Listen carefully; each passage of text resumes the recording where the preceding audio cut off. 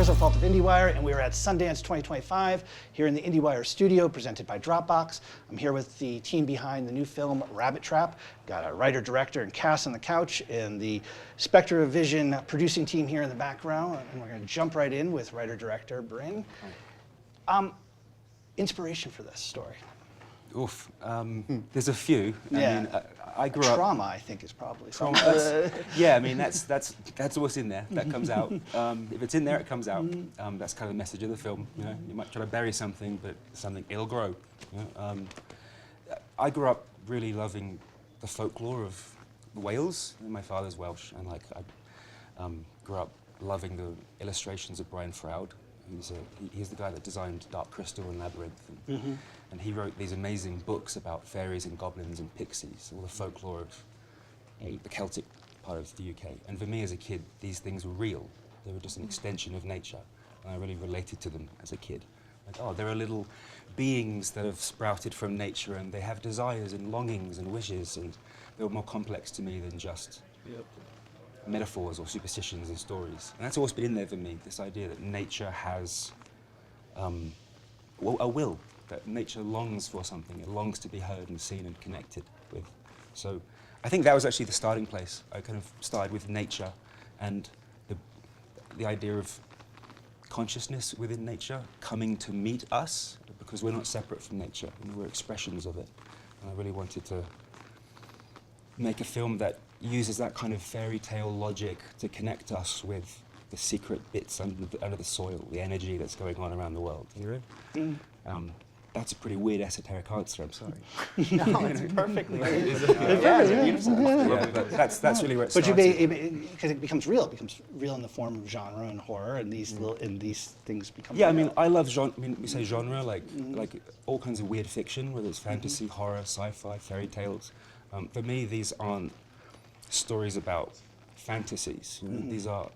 I love genre because it expresses the shadows of consciousness, or the kind of the bits of nature that are you can't see, but sometimes you can hear them, you can feel them, and genre does that so well. It manifests it. You know, you're not just doing a drama with metaphors. It's actually a manifestation of deep secret truths, you know, that we hide from and that nature has for us. You know? God, I'm being esoteric. Wow, Bryn! I'm sorry. Nice. I'm sorry.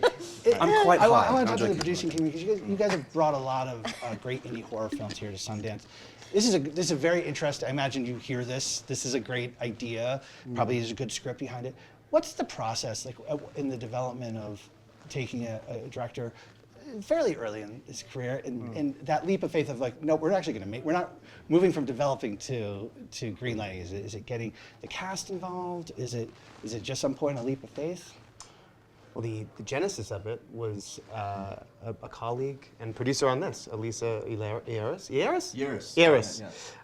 sent us during the pandemic. Daniel and I sent us this lookbook for the film and a kind of breakdown of the story of the film. And we were besotted with this thing. It was like, it spoke to all of our collective interests. It was set in the 70s. There was an electronic music maker at the core of it. It was folklore, folk horror. There was a couple at the core, so it was also a sort of a drama between these two characters and the things that are hidden between them. We just fell in love with it. So we were sort of, upon reading that, we were like, we want to make this now. And then we met Bryn, and that was it. I mean, we fell in love with him, and and we're sold on his vision. And the way that he just articulated everything to you about what the film is, he articulated to us, and we were on board. And then it just becomes the sort of business of putting that together. Yeah. I think I like the way you asked the question, because something, you know, the three of us have collectively supported a lot of first-time filmmakers, and it's the way we always talk about it is it's not what your experience is, it's what's inside you. Yes. And when we encountered Bryn, who had many experiences making excellent short films, but this vision was so special that we just said this must be manifested, right? And our job is to build the scaffolding around that vision so that it can be brought into the world. And what you said about developing versus making, we always say we don't develop movies, we make them. And from the moment we're on board, we're making it.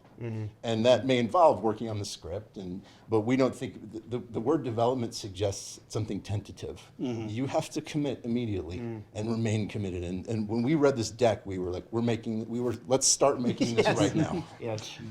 Rosy, you and Dev Patel play the couple at the center of this, who've left your city music life to go in this farmhouse in the middle of the country. It's interesting, you guys are collaborators. And one gets the sense in part of the move to this farmhouse is maybe there's some healing going on for this couple. I wonder if you could talk a little bit, and so much of it's unspoken, but you get a sense of it. I wonder if you could talk a little bit about your collaboration with Dev and finding that couple. Yeah, I mean, playing a couple, we're husband and wife who have been together for 10 years. That's a huge feat to sort of replicate that intimacy with someone who you've just met. We both pushed for rehearsals. That was really important. We met in a little house in London and we just talked and we hung out and we played Play-Doh, if you remember, and we ate lunch and we just chatted. And I think just sort of birthing some kind of intimate relationship of how you move together, how you speak together, how you... every couple has their own language, so I think that was really important. And then our first scene together, as we have just mentioned, was in the bath, which obviously actually was a very clever move from whoever decided to do that. I don't know if that was Bryn or Throw them in the tub together to get it. Well, I mean, doesn't that just break the ice? And we sort of just got in that bath and thought, well, this is it, let's go. And we were both very committed to making that intimacy feel real and lived in. Yeah, I don't mean to joke, but the fart in the tub actually is quite a powerful way of breaking that. I mean, that progressed things as well. That moved us to a different level of our relationship very quickly. Because I think part of this, right, is part of the obviously a lot of the problems come from trauma that's buried inside Dev's character. But there's something here about, I think, romantic about being holed up in a farmhouse. And it strikes me that Dev Patel would be maybe a lot of people's first choice to be holed up and make music with in a farmhouse. And I feel like that's a huge draw of this, is like, it is in that sense of so much of the horror is coming from his trauma, but also his kind of star appeal to a certain degree. Yeah, I mean, when trying to cast Darcy, I know I wanted someone that we immediately, the character is very veiled, like you said, he's buried things, even to himself. Yeah, I really wanted to find an actor that immediately everyone else can see right through the armor. Because the eyes, they show it. And I wanted someone with, we specifically were looking for someone with like Buster Keaton eyes. I love Buster Keaton, like one of the greatest performers, so funny and all the stunts. But those eyes of Buster Keaton, like these pools of infinite sadness. You just look in them and you fall. And I think Dev, he's a really happy, fun, guy, but these eyes are so vulnerable and sweet, and there is a boy in there, hidden in this gorgeous man's body, and so that was really a part of it. There's just kind of an energy that you can tap into. Yeah.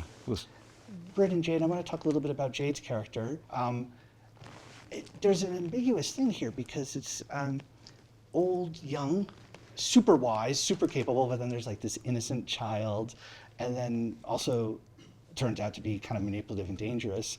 And it's a weird duality, and I'm wondering if you guys talk a little bit about finding that balance, because Jade's character keeps us a little bit off balance. Yeah. When I first read the script, I thought he was the bad guy. I thought he's really on the wrong side.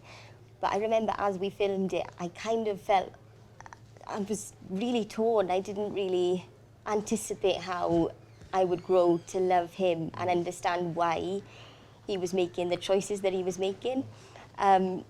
Not always right, but I think there was a part of him that just wanted to be accepted and loved, and I think everybody can identify with that. But I can understand why people would feel really, really scared of him and what he does, but I think, I don't know, I feel like on set we grew to love him more.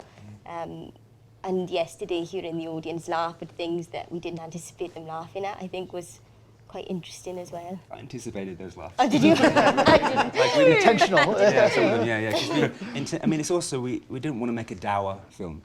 This is a film that's full of like sensuality, and there's humor and light, and there's exciting bits, and it's sensual, and part of the fun of this kind of story is, as an audience member, I love watching a movie where the film holds you in place and goes, yeah, we got you, we know what we're doing, and then we're going to take you a little bit further, and to sometimes take you so far that it's like audacious, and there's a kind of laughter that comes out when you go, fuck, they went that far, and that's the laughter that comes out in the film sometimes. And I was so pleased to see it with an audience finally, and to have these little anxious laughs, then the tension breaking at times.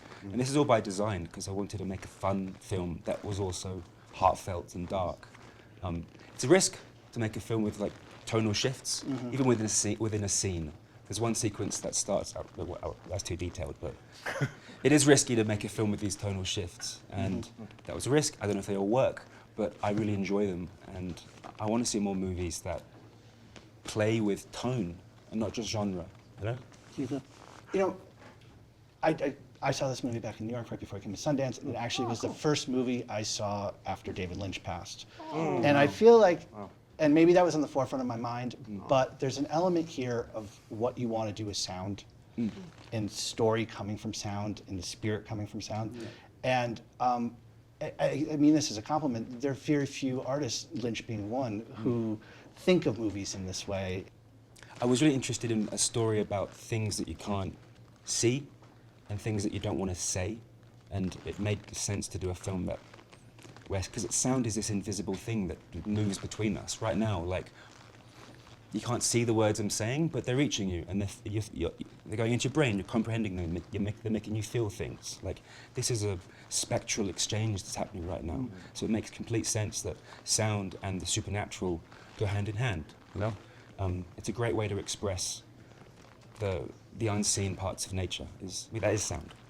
I feel like in horror, sound is sometimes just the jump scare, it's the shock. Yeah. And it's like, I say this because you guys produce a lot of horror films, this is like, there's something different when the spirit and the narrative is coming from, the spirit of the supernatural is coming from the sound, not just the thing that's supposed to scare the shit out of you, you know? Yes. Yeah, that is part of the atmosphere of the piece. Totally. Yeah. What's funny, Bryn said this yesterday in the intro, but it is a funny thing that when people are scared in movies, they cover their eyes because that ain't gonna do it. No. You got to plug your ears, and it's. I've often said that I personally believe that sound is more impactful than image. That if you had to tease them apart in cinema, you can listen to a movie and feel it. You build the movie in your mind. It's very hard to do that. Watching a film with the sound off, it kind of becomes flaccid. And this was a movie that you could listen to without seeing, and it would be incredibly impactful. Let's try it. It's very close as well, sound, isn't it? You can't escape it. You can't. Whereas the visual's happening over there, but the noise happens all around you. It's a 360 experience. Was this your experience last night seeing it for the first time? I was reminded of that, the bit when Daphne's in her studio and she's making music, and then Darcy's sitting there and he starts walking out, and seeing him, and he's like, Dev's like pulling on the grass, and I just felt how intense and close that sound was in his mind, but also outside of him. It was like inescapable, externally and internally, and I was reminded of that feeling. Yeah. Well, congratulations on your screening last night and the premiere of the film, and really, thanks for coming by. Thank you. Thanks for having us.